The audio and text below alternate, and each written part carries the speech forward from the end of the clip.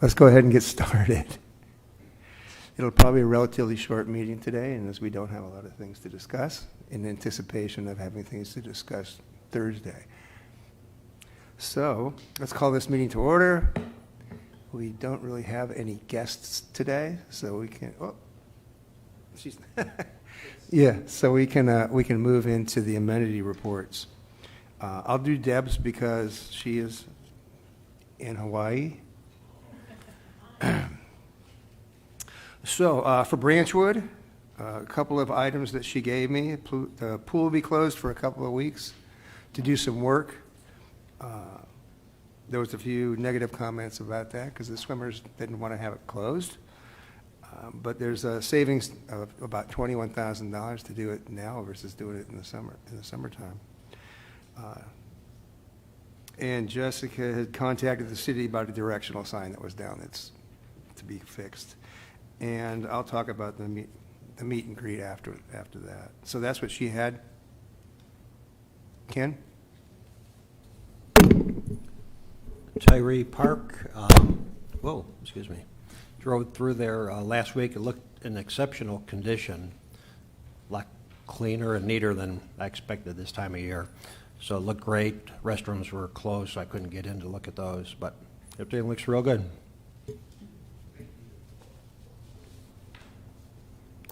Jackie?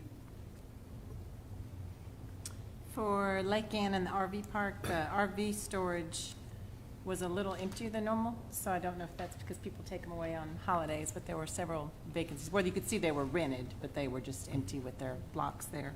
But everything looked fine there. And Lake Ann looks a lot different today than it did 4 days ago. So those who live there and were doing work there, we appreciate the announcement to move your craft or building materials up, and we kind of laughed at that, but we did, and we're glad we did because it really did rise after the rain this weekend. So I don't know what level it is now, you'll know all that, but it certainly did come up quickly with the rain. Not much usage out there, not a lot of opportunity to talk to people because they can't launch boats really, so there's not much activity. But one of the standing things when I do talk to people is, could we get a flushing toilet here? And every time I ask, that's always a comment, so I'll just report that every time. And then obviously that's the place they're collecting Christmas trees. There's several Christmas trees there waiting to be sunk for the fish. So that's it. All right, thank you. Mary? The playground looks real clean and people are using it. Reardon is doing well. They're getting ready for a big Valentine's Day party and having another, I don't know, some kind of entertainment coming into the facility. Yeah. So they also have changed the hours that they now are the same as Branchwood and Metfield. Some of the patrons are having a little bit of adjustment with it, but otherwise it's going well. And the tennis complex, there's no concerns. That's it. Thank you. Jan? Okay, at Loch Lomond, everything looked great. It looks better every time I'm down there. The crew has done a great job of cleaning up after that storm damage. The other day when I was there, they were taking down some of the chain. Are they going to take down all of the chain link or just the damaged chain, the fence part? Just the damaged part, and they're going to put all that back in-house. Right. So okay. a lot of that is salvageable, but the posts aren't. Pretty much for the most bent, part. yeah. The only thing I did mention was the metal roof end of the first base dugout was flapping in the wind that day. And I guess my only concern would be to avoid further damage, would be to nail it down and kind of a maintenance thing more than repair thing. Other than that, the restrooms are clean. The soap dispenser is either empty or not working. Okay. I don't know. I've made several requests. I'm sure. We'll get that replaced ourselves. if we Thank you, have to. Rick. Thanks. Dog park users, of course, are always happy to have the dog park. Dog owners are happy people in general, I guess, and so the staff just deserves a lot of kudos for the work they've done down there because it did sustain a lot of damage. Thanks, Jan. Gun ranges. I was out there actually yesterday. I was out at the pistol and rifle range and spoke with Royce for a little while. He said it's been pretty busy out there. He was surprised, as a matter of fact, in a couple of different days where it's been quite busy. And so I went over to, just on chance, I went over to the Trap and Skeet and ran into John because we were holding an enhanced concealed and carry class yesterday. And because there were so many people, they hold it there. So it was indoors, it was nice and warm. And so we sat around and chatted for a little bit about what was going on there. Because, of course, nobody was there on Saturday, simply because it was just a little chilly. But everything is looking good at both ranges, and it's good to hear that they get a lot of use all the time. It sounds like this, during this season, it would be slower, but it's not. It's been pretty heavy usage. So much that we've added a couple more classes that we usually don't add in January. And that's it for the gun ranges.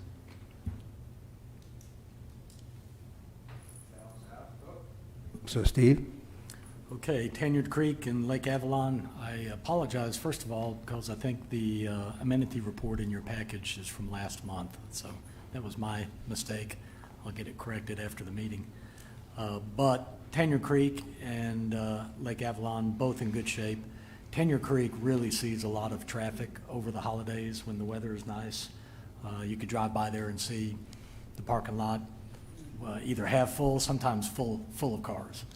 And people just love that area. They love to get out and walk around and explore and see what's new and what's different since the last time they were there. At Lake Avalon, everything's in good order as well. They recently completed, this is the trail builders, the Central Trails or Little Sugar Trails run right adjacent to Avalon on the beach side of the park. And they recently completed a really cool bridge so that if you're pulling into Lake Avalon beach area, look to your right, you'll see that bridge out there. It's worth visiting just on its own. It's really very interesting how it was constructed and how sturdy it is, where it sits. It's worth a visit just to go out and stand on it. And even if you're not a hiker and want to take on those trails, visit that bridge when you have a chance. It's really adding a feature, if you will, to Lake Avalon for us. So one of the things I note about the bridge is, it's really natural and kind of organic the way it sits in there. But there is a tree that comes right out of the side. I don't know if they're done with it yet or not, Joan, but there's a tree that comes right out of the side of the west bank and stretches right across the bridge. And in fact, at one point, it's 6 inches from the bridge as it stands today. And it looks like trouble looking for a place to happen. I don't know if we have any leverage before we take that bridge on as an asset that we're going to look after, if we can say to them, hey, that tree probably needs to be addressed. What I'll have Trey follow up on that, what we need first to ensure is that it wasn't left. Got Chris Waven, sorry, wasn't on mic. I'll definitely have Trey check into it. What we have to first assess is whether or not it was left from an erosion standpoint, a stability standpoint. The trail builders are pretty good about that. Right. But to your point, there might be some trimming up or whatnot. My guess is if it wasn't taken out prior to installation, it was left for that reason. But let us do some follow-up. It's a good point. Yeah, if you visit there, and I'm sure you have, it really is obvious that, wow, that tree is really close to the bridge. It's 6 inches away as it stands, and it grows at a really almost horizontal angle over the bridge. And to your point, to sort of answer the question I think you were getting at, until the trails are officially turned over to the city, yes, we do have leverage. Awesome. I think of that as like a punch list. If I were buying a house, here's 6 things that need to be corrected before I'm taking ownership of that house, and that might be on our list. That's it. Thank you. All right, what are you done right there, Chris? Okay. This is a hard-working job here, these notes. All right, so my amenities, right? Okay, so we have the Medfield Complex, which is looking good. There is one item I noticed, it looks like it might be a little bit of a continuous problem, but there's chips from the playground kind of flowing into the parking lot, probably just with heavy rains, but it looks like it might be a rather regular event there, and there's a bunch of those tree chips in the parking lot now from probably last week's rain.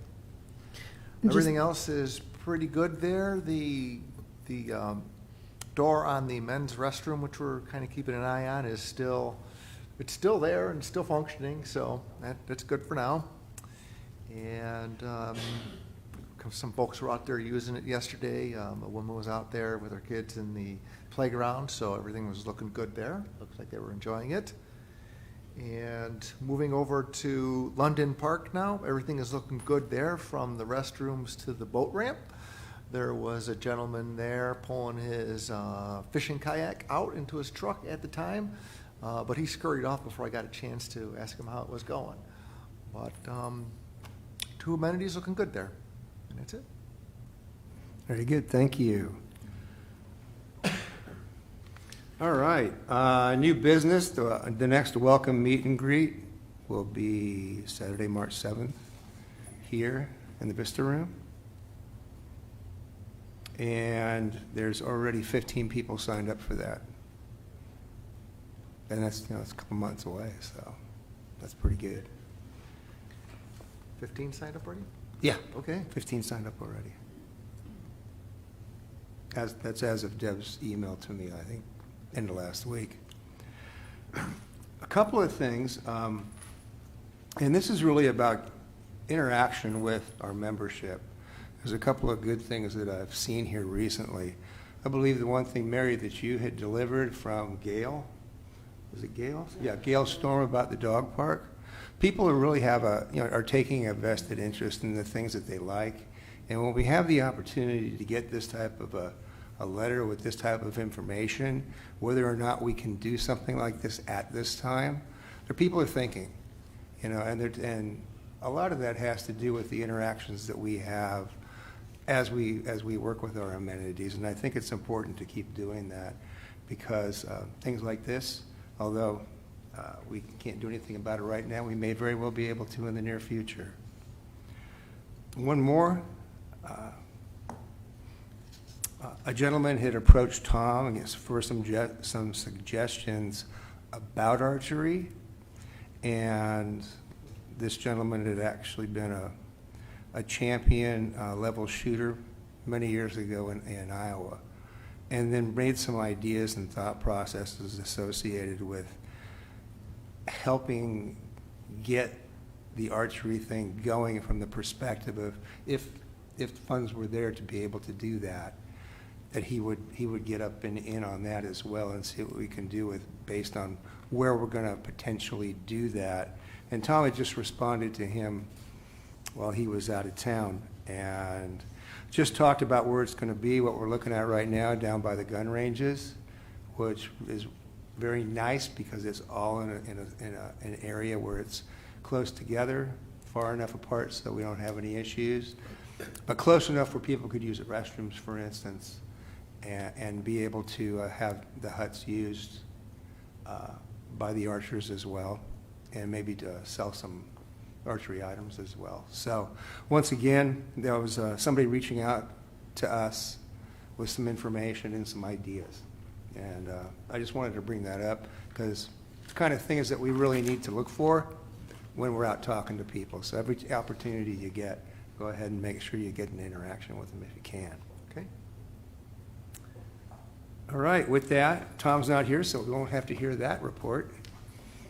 And next will be Rick. So, with last week's rain, we're trying to get Lake Ann back down again. It got up within about a foot of being full. We've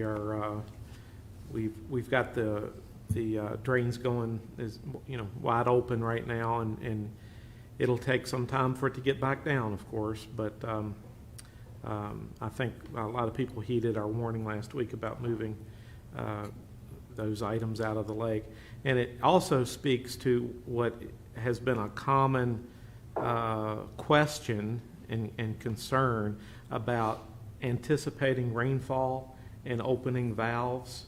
I hope that this event kind of showed that these lakes are recreational lakes, they're not flood control lakes, and we can't anticipate rainfall and proactively do anything about it. In the minute we start doing that kind of thing, we won't get a rain, and the lake will be down a couple feet without, and will cause some enemies because of that. But anyway, as I think was mentioned earlier, the ball field has largely been repaired or is nearly completed. London Landing and Stony Kirk, the dredging in those areas, we are now permitted to do that and can get in there just as soon as things dry out enough. And also the two dredging locations at Lake Ann, one by the boat ramp and one by the incoming water, we're set to get those underway just as soon as we can. Wanted to, I don't have much else, but I wanted to give an attaboy to John, my assistant. He got on the phone early Saturday morning and tried to cancel the weekend's classes at the gun range, and everyone he spoke to said, you know, we really want to come anyway. And so he reconsidered and conducted the classes anyway. So I wanted to recognize him for that. And John, do you have anything else?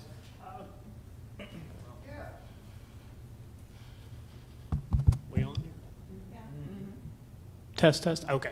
Yeah, like you said, classes are going really great this winter. This is our first year conducting winter classes, and we've had a lot higher participation rate than I would have ever imagined. Don't know if it's just this winter, but thanks to this winter, we'll probably do it again next year. Sales towards the end of December did fall off just a little bit, even though we had really great weather. First week of January, we had really great sales, and then we got hit this past weekend, and of course we took a hit there. But overall, things are going really great. Classes are going exceptionally well. Thanks. All right, thanks, John. Joan. I'm going to start with something that Chris brought up in the amenity report for Metfield Park. So we do have a problem with runoff by the playground. It's an ongoing challenge, not only because of all the floods and the weather we've had this year, but because behind there is a bit of a ridge. We are in the process of ordering the playground mulch. We have to use a very special playground mulch that has better cushioning and holds up to over time. And then there'll be a little fill put in as well. And then maintenance, they're going to put a new railroad tie on the one area where it's kind of chipping away. So we're well aware of that problem. We want to wait until some of this bad weather gets out of the way, but we're raking it, and unfortunately that playground mulch is not available anywhere close by, so it has to be trucked in, and it's fairly expensive. Not so much the mulch, but the delivery. But I actually was just getting a quote on Friday, and that work will be done by the early spring. And the door is an ongoing battle. So we are aware of it. We're requesting they try and take it off and see if anything can be done. It's a heavy-duty door, and yet it's still got damaged from multiple attempts to get in it. So again, we're aware of it, and we're looking into what the options are. Blowing Springs is doing very well in this warmer weather. So we have a fair amount of people that are camping, both our members who are, many of them are long-term campers there as they build houses, or some of them have just retired to the RV life and spend a fair amount of time in our park. Our rates did go up January 1st. It's a nominal amount, less than $2 a day, and that was the first time that we raised rates. Now, just as a full disclosure, some people have gotten maybe misunderstandings on the 2020 plan. Remember, anything in the 2020 plan was spelled out, any of the changes with the passing. If it wasn't in the 2020 plan, there were potential raises in fees. The campground is the one place where we're still well below market value. We've done significant improvements in the park over the last 3 years. So, and of course, the cost of utilities have gone up. So, again, a nominal raise went into effect January 1st. Unfortunately, we do have ongoing challenges with the Wi-Fi in Blowing Springs Park. Chris, our IT person, stopped and told me right before this meeting that we just got hit again. We literally just did some pretty major repairs out there on the Wi-Fi. The nature of that valley where we have to put the hives, which are the connectivity to the Wi-Fi, causes problems. And then you just got bluffs all over the park. So again, that's probably the drawback of the park, is that Wi-Fi is not as consistent as we'd like it to be. And then addressing one thing that Mary brought up, not only the Valentine's Dance this Saturday the 8th, which is very popular at Reardon Hall, $10 at the door or in advance. We have a second annual Marty Haggart sung, so it's Merle Haggart's son doing a concert at Reardon, and that'll be coming up in late March. And then lastly, I want to talk about the trails a little bit, and if Trey wants to come on up to the mic, I'll let him say a few things. We're very excited about the response to the about 12 miles that we opened up recently with the city of the Little Sugar Trails. And Trey, you want to speak to a little bit about what experiences we've seen out on the trail, anything that you wanted to share? Sure. So there's, she said there's 12 miles. There are 2 trails that leave out of Reardon. That's the kind of the biggest hub for parking. And then there's also parking now at the water tower at Prescott and Chelsea. So those are the 2 places where people can park and get out. There's a loop of the trail. It's about 1 3/4 mile. That's the 4-foot wide, real easy walking trail. There's that loop, and then some of the trail is the tougher, more aggressive stuff. There's also part coming from Reardon. If you get on the trail down by Papa Mike's, that section of the trail we opened is part that runs along the creek. So that's a real pretty spot also for a walk. So for the walkers, those are the 2 best places, and then another 10 miles of a good biking and kind of further out. So having tons of people every just like a lot of the amenities, whenever it's just even close to nice, we've seen a ton of people out there. So everybody seems pretty happy. Did you say that there was parking at Preston in Chelsea? Prescott in Chelsea, the water tower that's there, there's it's not a clearly defined parking lot. It's London and Chelsea. Oh, I'm sorry. Yep. Yeah. Yep. Prescott's just a little farther down. There's no parking there, though, right? It's not official. We have seen some cars pull up there, and that's one area that we're looking into to establish a parking lot, but it's not an official lot at this point. There'll be the parking is ongoing, but we'll be letting everybody know. Every time there is parking, we'll be getting it out there. And just in case, maybe at a prior meeting when Trey was here, Trey is our outdoor rec and trails manager, so he's out there helping maintain trails and meeting with people and working with me on the connectivity. Last thing, he brought up the 2 parking lots. Reardon, we're going to work to establish sort of a designated area for parking before the spring season, when our parking lots around close to Reardon get a little busier. Right now it's no problem. They're organically parking. And in the heat of the summer, we're still going to see a fair amount of trail users, although probably spring will be the busiest, and then fall is always very busy for trail users.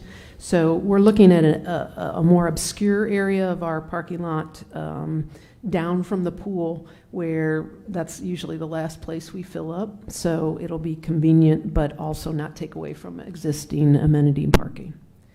And that's all I have. All right, thank you. Judy?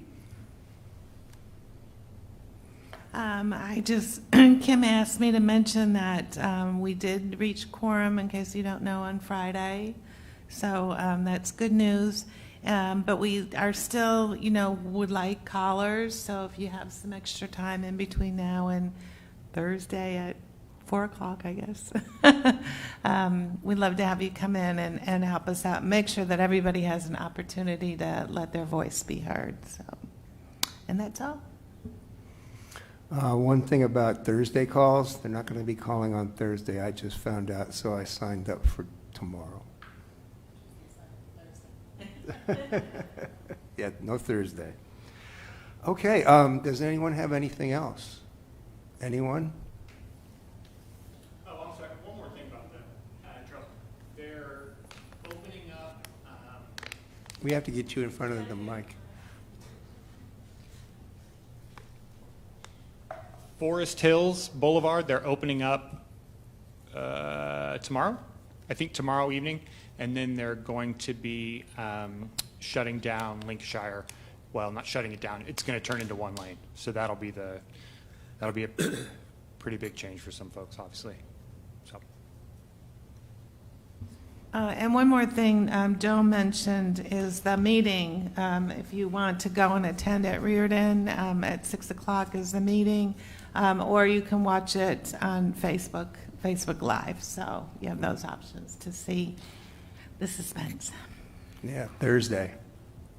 Yeah. All right, anything else? All right, we have somebody move to adjourn this meeting? Second? Second? Meeting is adjourned. Thank you very much. Appreciate your time.